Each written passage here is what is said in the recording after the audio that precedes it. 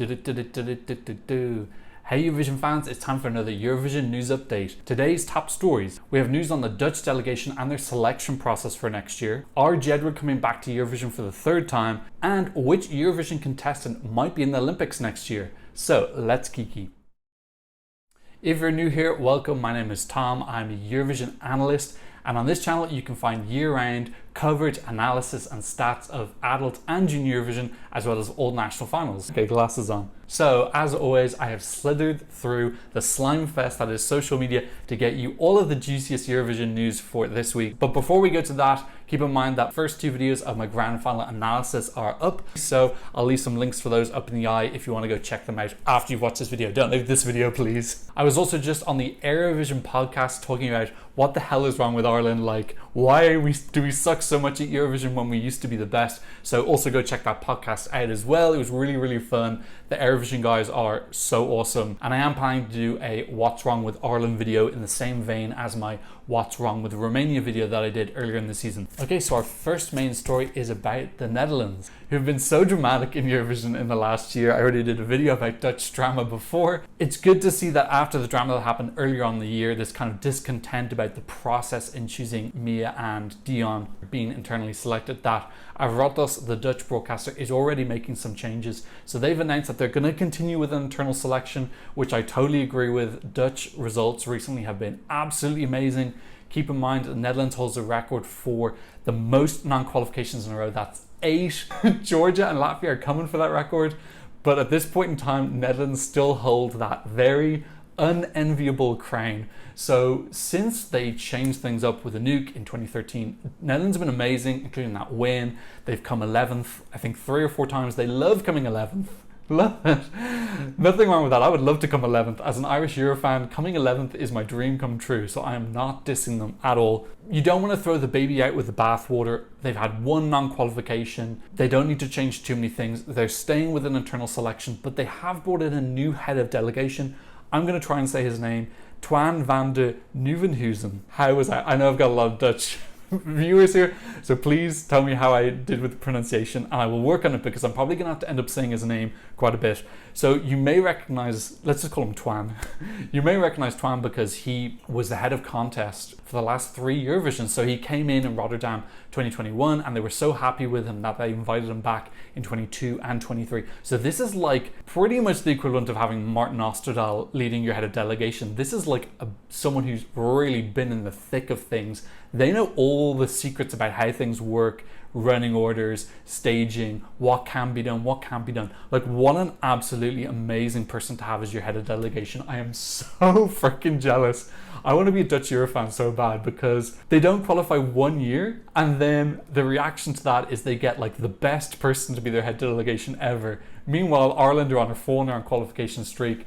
8 of the last 9 years non-qualified, and what changes have we made? We've moved our deadline back a month so that more songs can technically apply. Yeah, it's just not, they're not really on the same level of kind of big impact. They've also introduced a new rule into their choosing, so similar to what Luxembourg are doing with their national final, you can submit just a song with no artist, and then the Dutch delegation will try and find an artist and pair them up. So that's great as well if you've kind of written a song in a style that you like, but then you just can't find the right artist for it. You're going to have this team who are going to be able to scour the country, look through all the connections that they've built up, and hopefully pair them together, because that pairing is really important. We saw this year with Loreen, the song that she was paired with fit her so perfectly, and that was one of the reasons that it came alive on the stage. So this pairing of an appropriate song and artist is so important. Honestly, this really puts me in mind that Netherlands are going to be in contention for next year. Every year at the start of the season, we kind of have like 5-6 countries who we think can potentially win.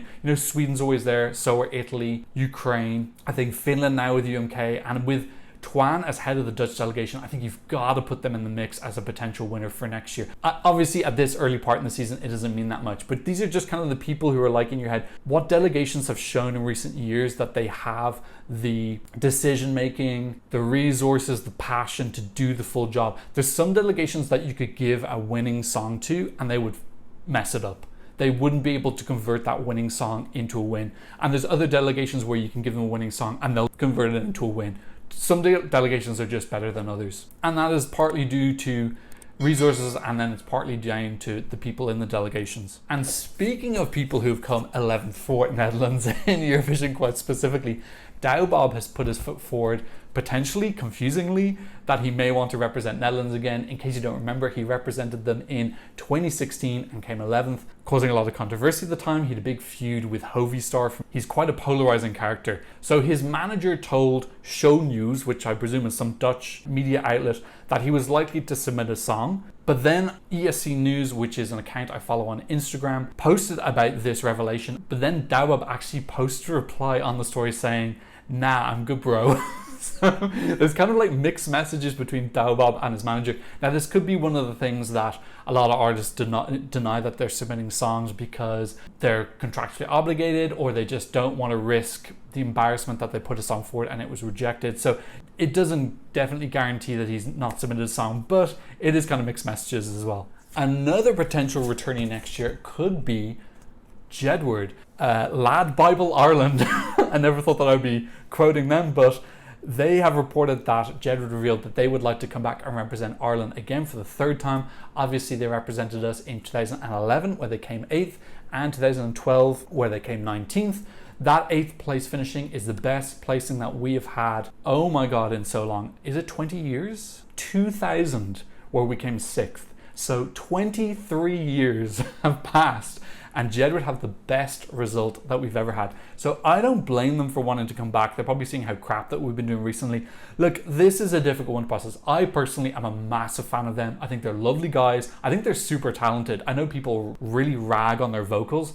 Their vocals have improved a lot. They've really worked on it. But in terms of stage presence and performance, they're really like top-notch performers. They're very entertaining, amazing energy, great styling. They're very fun. They bring just a real passion to the stage, and I think that aspect of their performance quality is really underrated. The only slight problem I have with it is it does seem like a kind of short-term fix. I think that when a country's struggling, there's this knee-jerk reaction to want to go bring back the last person who was successful. We already did it before with Niamh Kavanagh, who was our winner in 93. We brought her back and she qualified, but then she didn't do particularly well in the final. You know, we see this with a lot of countries. They say, let's just bring back whoever won last, or whoever got our last top 10 result. So it seems like a little bit of a short-term fix. I think really the long-term fix for Ireland is building up this same infrastructure that, for example, Norway has, where you have this dedicated team around the year, and also you have this amazing national final where you have lots of songwriters who know that they can write really good songs and submit it to it, and there'll be a home because there's that guarantee that the national final is going to be there every single year. I think they're great representatives for Ireland. They've got a really positive message. Look, if you ask me, do I want Jedward back next year? Yes, I do.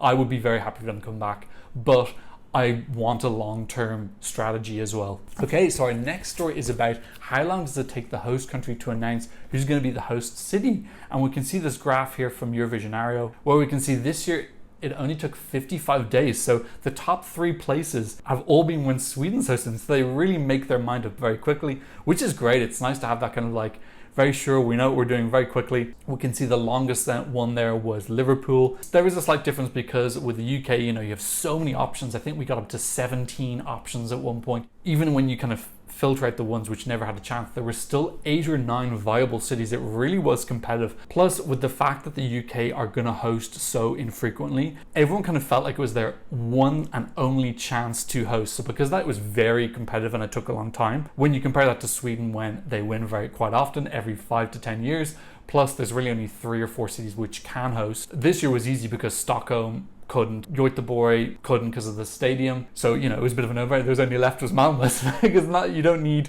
146 days to pick your one option. Still a very interesting chart, thanks to Eurovision Ario for that. We can see as well Portugal were pretty quick in 2018. Again, I think when a country wins for the first time, I do think it's going to automatically go to the capital. I think it's more when you're getting to the second, third time winning, then it becomes, okay, we need to give other cities a chance. Okay, next up we have 4 countries who have committed to participating in Eurovision for next year, bringing our grand total to 24 countries at this point in time. More may be announced very soon. So first of those is Serbia. Really happy to see they're coming back.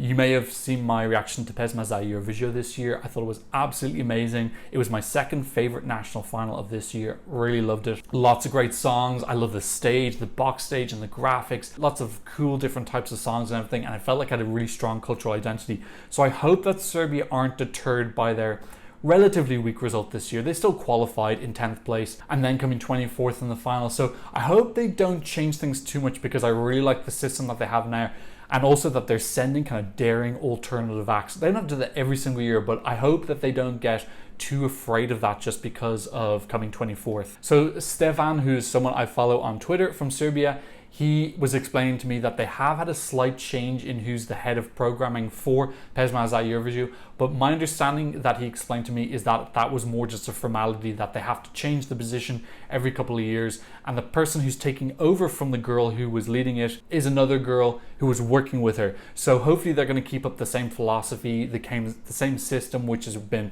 I think, very successful. And Constracta obviously came 5th, so she did amazing as well. The second country confirming participation is Switzerland, who are going to continue with their internal selection system, which has been doing really, really well for them recently. You know, they've qualified the last 4 years in a row, which is really, really awesome. They've totally turned things around since 2019, where they came 4th, and then obviously John's Tears was a favourite to win in 2000. I think he was 2nd in the odds when the competition was cancelled, and then 2021 he came 3rd. 2022 was a little bit controversial. They still qualified. And then this year as well, I thought they had a really, really beautiful entry and they qualified again. So look, Switzerland are kind of like secret sly ninjas who've been doing really, really well recently. I look forward to their entry every year now, whereas in the past I was just like, I wasn't expecting much. So really happy to see them coming back. I don't think they need to change anything. I think the system they have right now is perfect for what is just perfect for them, and it's working really well. It's not broken, don't fix it. Azerbaijan have also confirmed their participation as well. Really interested to see what Azerbaijan is doing. I feel like this year they were experimenting with trying out a new long-term strategy in how to win. Something a bit different. Song written by Azeris, performed by Azeris. So I'm really excited to see what do they do next year. I hope that they build on a long-term strategy. I think they obviously were cognizant of the fact that they were consistently qualifying, but they were just not breaking the top 10 very consistently. Truth broke the top 10, but other than that, it just wasn't happening. They weren't getting anywhere close to the top 5. So yeah, I feel if they want to get into the top 5, they needed a new strategy, and who knows what it could be next year. And then the fourth country to confirm is Lithuania. Really great result for them this year, coming 11th, almost getting another top 10 finish. They still have not been top 5. I really want Lithuania to get top 5. I want them to win. They're the only country left in the Baltic who hasn't won yet. So I'm really, really rooting for them. I think they've got a great national final right now. Pabandamushnaho is fantastic. I feel if they just keep up the quality, do the same thing that Norway is doing, nurture the talent in the songwriting and the performers, I think they're eventually going to get the win. The Roop had a chance in 2020. I think that song would have been top 5. I don't think it would have won, but I just feel like they're on to something. I really, really want them to make a breakthrough. So very happy that they've confirmed participation. We haven't heard anything yet about North Macedonia. They have confirmed for Junior Eurovision, which I'm covering this year. So make sure that you subscribe to my Mother Loving channel so that you see all my reviews of Junior Eurovision. I'm expecting North Macedonia to come back. It feels a bit weird for me that they would confirm for Junior and not Adult. I know Adult's more expensive, but it's also significantly bigger exposure for the country. Still no news on Bulgaria, really hoping that they come back. I have heard a couple of rumors about other countries potentially coming back, one of them actually quite surprising, but nothing confirmed yet. I don't want to... This is Eurovision News Update. I can't get into gossip, only cold, hard, factual news here.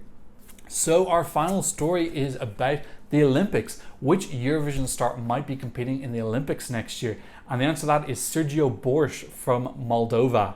Sorry, I don't know how to say his name. Borș or Bors. He might be competing in the Paralympics in the shot put category. So he's in the F40, F41 category, which is for athletes of short stature. So this is actually something I saw on Twitter. Apologies, I don't have the original tweet, so I don't know who have this information. So Sergio was epic flute guy from Moldova's performance this year. I tried to find out about some of his results. He was just in the competition recently in Dubai. So I presume he's in the qualification process right now, but hopefully he makes it through into the final of that next year in Paris. I actually covered para-athletics before. I covered the 2017 Athletics World Championships and the Para-Athletics World Championships when they were in London. So I worked on both of them for 2 weeks. I'm a physiotherapist, so I was covering first aid and just general injury management. When I was with the para-athletics, I was mostly working on the field where they were doing shot put, discus, javelin, etc. So it's weird to think that I might have been in the first aid tent and Sergio might have been walking around, or I might even have seen him. That we might have been standing right beside each other and then didn't even realize that we would have this connection in the future. He was actually in my hotel in Liverpool as well, the whole Moldovan delegation and Slovenian delegation, where I saw him and the other people from the Moldovan show at breakfast every morning. I didn't talk to any of them. I'm very shy with artists. I've never gone up and talked to an artist. I have this big anxiety about it. But yeah, best of luck to Sergio. I hope that he qualifies and does well in Paris. Okay, so that's all the delicious Eurovision news that I have for you today. Big shout out to Gabe Salgado and Casey for supporting me on Buy Me Coffee, and Dev Preston for supporting me on PayPal. Thank you so much, guys. I rely on your donations to keep the channel going. Thank you so much. If you want to support the channel, I'll leave some links in the description down below. Right now, I'm currently working on the third part of my grand final analysis, which is going to focus on the televote and the running order. And I'm also writing my What's Wrong with Ireland episode, all the things that's wrong. I want to have all my rants about Ireland in one space so that I can let it go. If you like this analysis video and you want to watch some more, I'll leave a couple of them for you here. Don't forget to give me a thumbs up, and thanks so much for watching. I'm sending another Eurovision news update very soon. Goodbye. Oh, that was a good one.